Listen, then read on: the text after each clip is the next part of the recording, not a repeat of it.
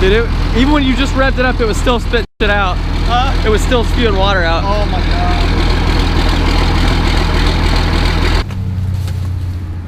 I forgot my don't get fuel all over myself. Let's see how much water is behind plug number 1. Uh-oh. Ooh. Yeah, it's not really a good sign when nothing even comes out. Get a screwdriver. It's probably full of rust. It's probably full of water.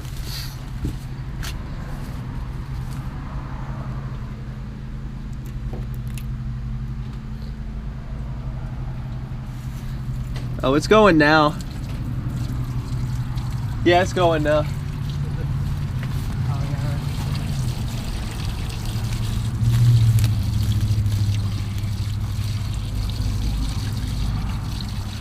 Oh yeah, look at that. Oh yeah, smell of that. Oh, look at the gunk coming out. What even is that?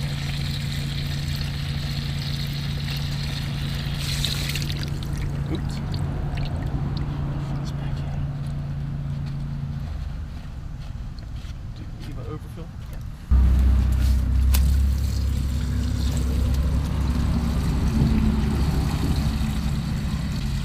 How does it even get that much water in it? Because there's no cap on it. Oh yeah. Do you think somebody, the gas pedal just rusted off and somebody was like, alright, this truck, piece of shit, let's leave it here? Yeah, that's kind of what I'm thinking. Like, as rusty as that cab floor is, they're probably like, screw it, this thing's not worth fixing. To be fair, it's probably not worth fixing, but we're gonna try. It's never stopped me before. Yeah. Get a shot of all that algae. See this? That's that slime. That's what happens when you get water in it and leave it for a long time. And then if you don't get it out, you just try to like start it up, and that goes into your. Hopefully, it just clogs your filter up. Can we not just stick the gas can directly underneath it, or is it too tall? That might be a really smart idea.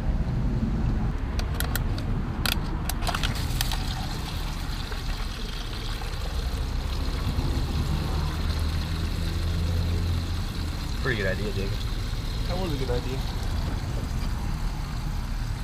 I mean, in my defense, what other vehicle could you possibly fit a gas can under? You couldn't do this on a pickup truck. Which then again, they don't have drains on the fuel tanks, so. We already, whenever I buy a dump truck, we'll know what we're doing. You'll buy one that actually works though, so you won't have to do any of this. I don't know what you were thinking, but we're here. We got it now. I'm committed now. Yeah, you just red to positive, black to negative.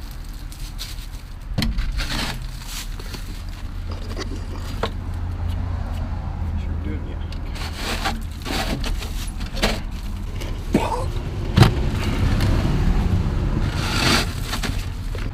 Why in the hell do you need 3 batteries? You don't. Unless you're starting it at like Alaska. You know, yeah, Alaska. But these batteries are all weak, so we probably do need 3 weak batteries.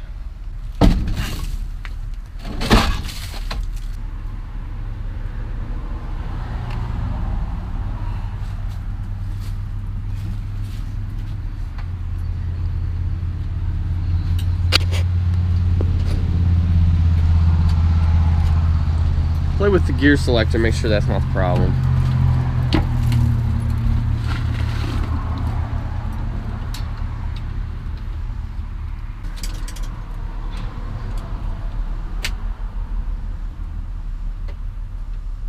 I got lights. Great.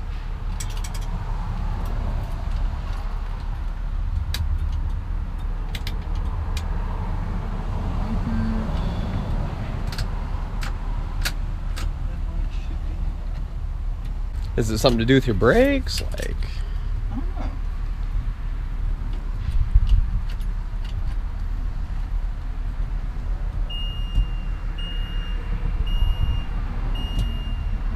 Okay. Not dinging now. I don't know what this does. That's probably for the strobe lights or something. No. I don't know. I want to know why it won't come out of gear. Well, you probably have to have air pressure or brake pressure for that. Maybe not. I don't know. I don't know anything about air brakes. Me either. I wonder where the PTO control is. I don't see that anywhere. Is that not it under the steering column there? No. No. Throttle and ether injection. Which I don't think it even has. There's like a million switches over here, but It's in neutral? yeah, it's in neutral. Stuck in neutral. Make sure it's at idle. I think it is. Dude, what if we get a runaway diesel? How cool would that be? That would not be cool at all. Oh yeah, we got some. Enough. Ready? Yep.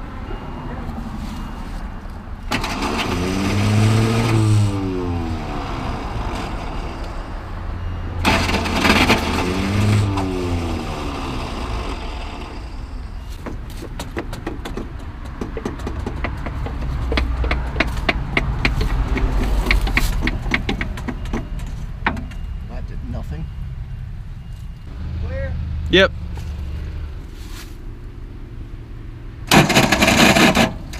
All right. So it's trying to turn the motor over. Yes, it's turning.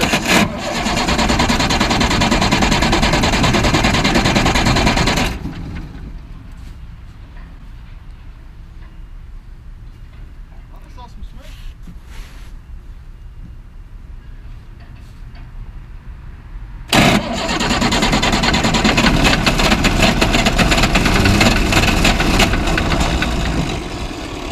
Dude, watch this.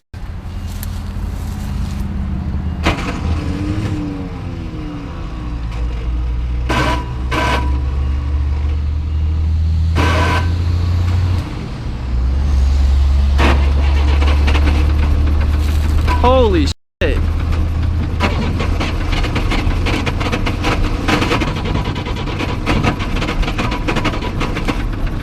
It wants to go. It's going to. We'll give it a little more throttle. Huh? I'm gonna give it a little bit of throttle.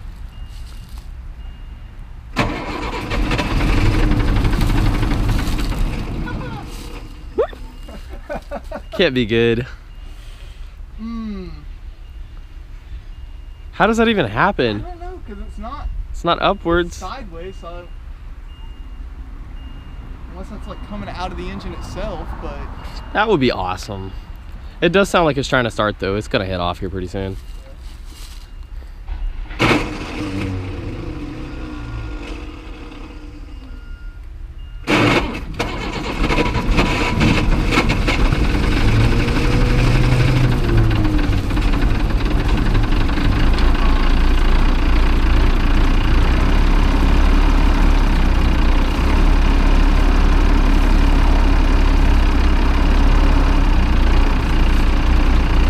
It's quiet as dude.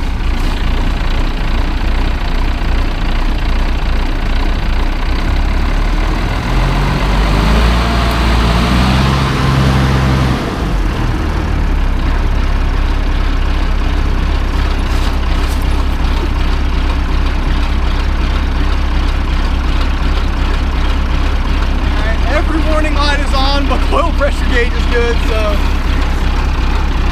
yeah, I told you it'd start. Is it building air pressure? Good question.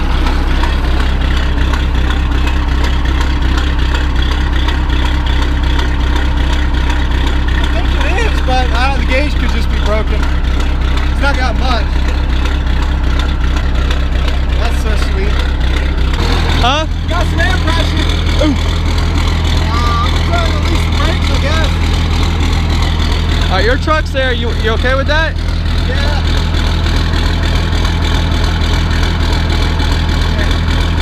Drop the wheel.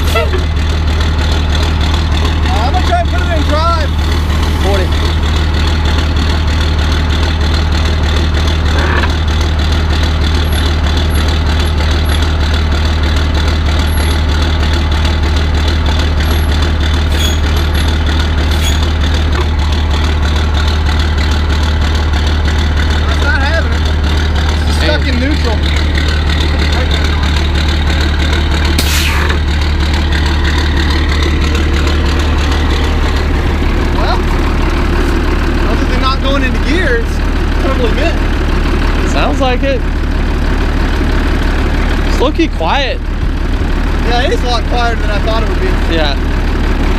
I guess I'll shut it off and figure out why it's not going into gear. We'll have to look it up or something. All right.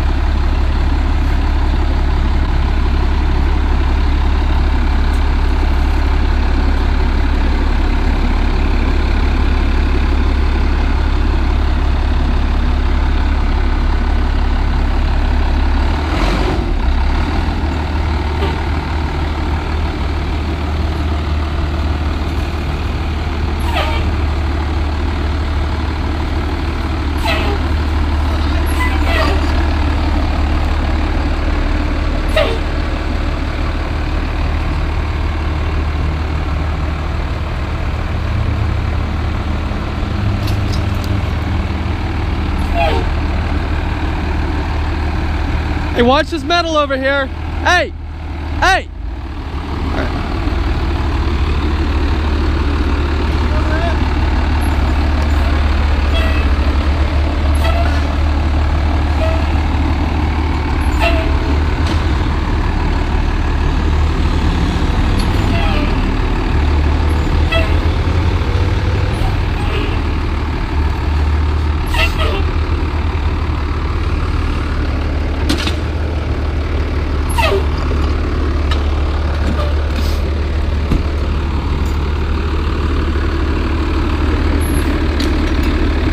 This is a 1990 Ford F800 single axle dump truck, as you can see. This particular truck has a 7.8 liter straight six turbocharged Ford diesel engine, commonly known as the 7.8 Brazilian because they were made in Brazil. This truck has two major problems, which are actually kind of the same problem. For one, the driver's side floor of the cab is completely rotted out, as you can see here. It's actually bad enough to where if you look closely, you'll notice that the cab is listing to the driver's side because the cab mounts have actually rotted through. The other problem is that it has no title, so I can't formally, legally prove that I own it. Therefore, I can't register it with the DMV and get a license plate and legally drive it on the road. Enter Exhibit B, this 1987 Ford F800 that has a clean title and an almost rust-free cab. So my plan is simply to take the cab off of this truck and put it on the other one. I don't think this will be as bad as I think it's going to be, because it's not like on a pickup truck where you have a front clip and a bed that's bolted on in the way of everything. Here you can just fold the hood forward and prop the bed up out of the way, and then you have pretty good access to everything. So let's get started and do that.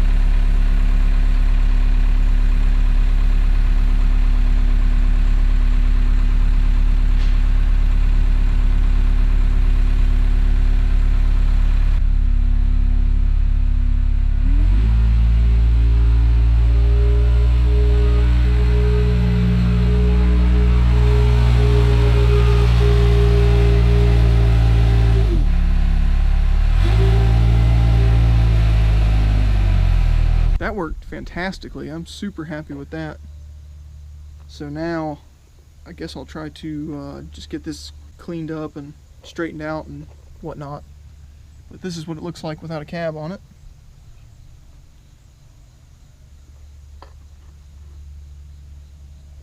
I mean, it was just gone. There's just nothing left. Even the part that bolts to the frame here is rusting through. Big rust hole right there. And then here you can see the underside of the cab.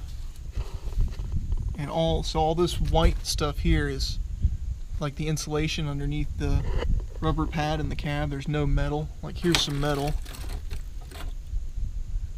And then this is where the cab mount was, of course. And that's just crumbling away. What's left of it. And it goes all the way up. You don't hit metal until up here. It goes back to, almost, I guess, about where the seat mounted, back there. Here's the other side. This is what it's kind of supposed to look like. You can see the cab mount on this side is still there, mostly. That was a rotten cab. I moved the other truck down here and took the cab off of it.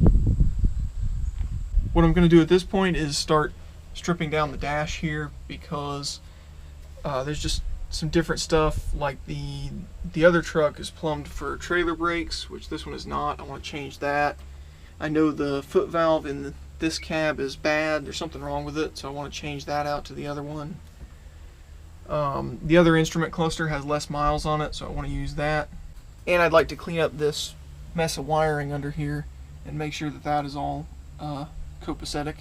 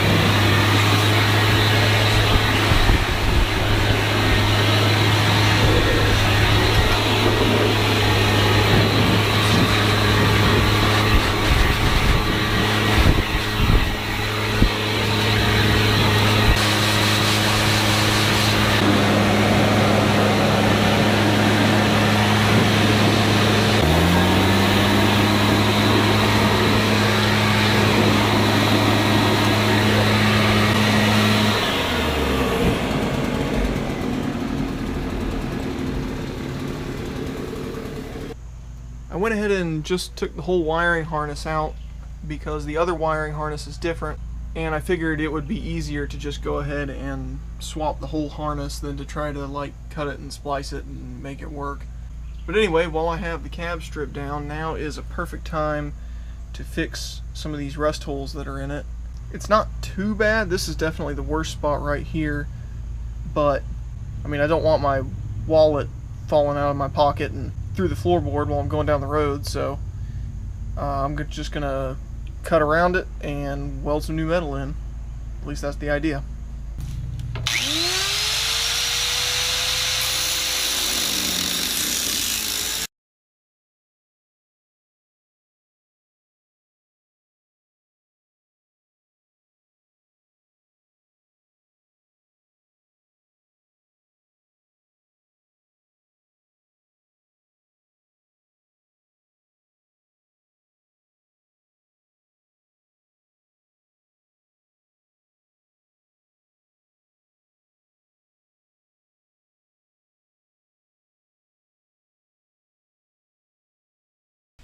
I skipped ahead a little because it got dark on me and it got really tedious and not very fun to watch, but what I did after I got the hole cleaned up was just take a piece of scrap sheet metal that is, I think it's like somewhere between 18 and 20 gauge, and I just held it up underneath the hole and then traced around it with this scribing tool, and then I just cut it out as accurately as I could to that line and just sort of kept test fitting it and grinding off what didn't fit, doing that over and over, and I got it fitting pretty decently. Then I just clamped it in with some of these sheet metal butt welding clamp things, so I think I'm ready to weld it in.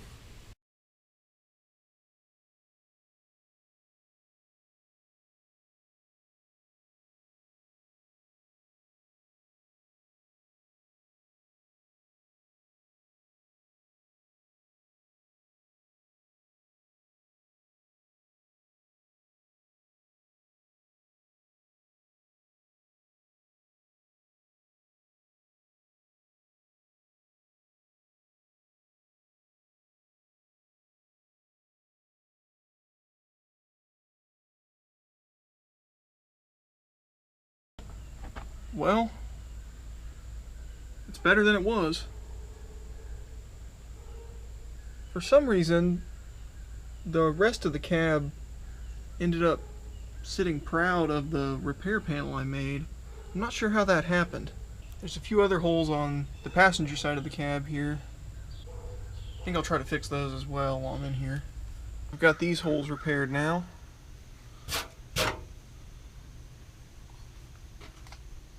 Got new metal welded in.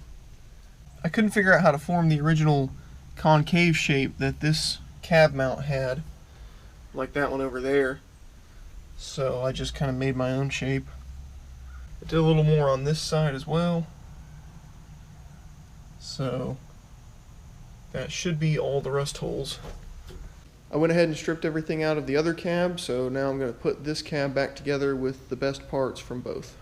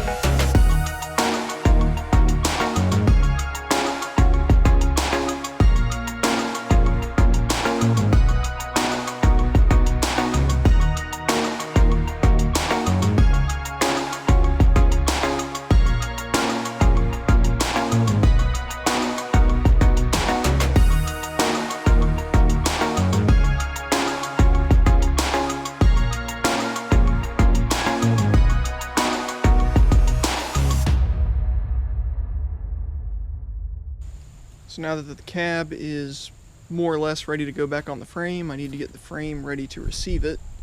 So I need to replace this rusted out cab mount, free up this rust stuck throttle linkage, and I'm sure a few other things.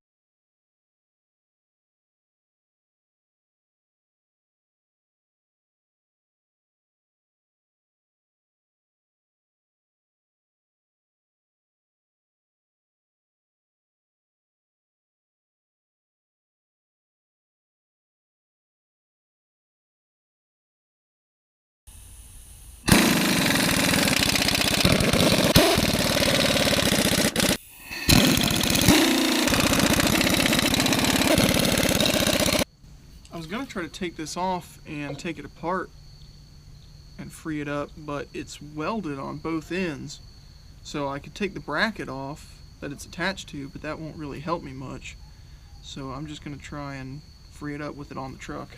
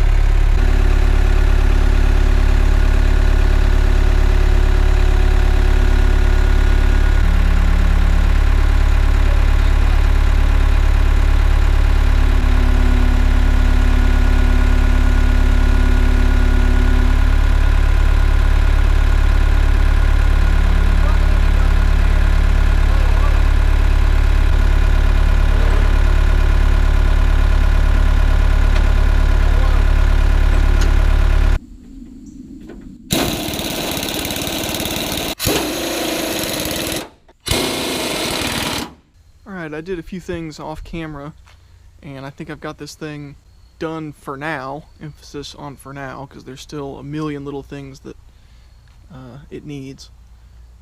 But I just wanted to show you some details of what I did here. As you saw, I put the new cab on some 3-inch tall body lift blocks, 2 up front and then 2 in the back there. I did that because the other truck had a V8 rather than a straight 6, and the tunnel and the firewall is it's lower down and it's smaller, and it wouldn't fit over the taller, longer straight 6 there. So rather than try to like cut out the whole firewall and reshape it, which would have been nearly impossible for me to do, I just set it up on some blocks. So here you can see the hole in the straight 6 cab is quite a bit wider and taller to give you more room, and it's also got this removable doghouse, kind of like you'd see in a van. And in addition to this hole, there is also a removable bolt-on access plate that sits underneath the floor mat here that of course you can't see. I actually did the exact same thing to this truck about 5 years ago or so, because when I got it, it had a totally worn out Chrysler A727 automatic transmission, and I replaced it with an NV4500 5-speed from a newer truck, and it was bigger and the cab wouldn't fit down over it. So rather than cut out like a huge chunk of the cab floor, I just stuck the whole thing up on some body lift blocks, and that has worked perfect so far. I did have to make a few modifications to make the body lift work. I ended up cutting the hood hinges and welding in a 3-inch tall piece of metal to make the hood sit up higher and match the cab. I did the same thing right here with these braces for the core support. I just cut some plates out and drilled some holes in them 3 inches higher so that would line up correctly. And I did the same thing for the throttle linkage, just made a plate to bring the bracket up 3 inches higher so that everything would line up correctly. The accelerator pedal on the V8 truck is hinged right here at this hole, and it comes down and pushes back to the firewall, whereas on the straight 6 trucks the accelerator pedal hinges at its mount at the floor here, and then on the back side it has a bracket bolted to the pedal that goes through a hole in the floor. It comes out underneath here and then is connected by a linkage to a bar that goes across and then up to the fuel pump, and also this cable right here that goes down into the transmission. Anyway, I don't know about y'all, but I'm just itching to fire this thing up and take it for a quick drive after doing all that work to it. So that's what I'm going to do.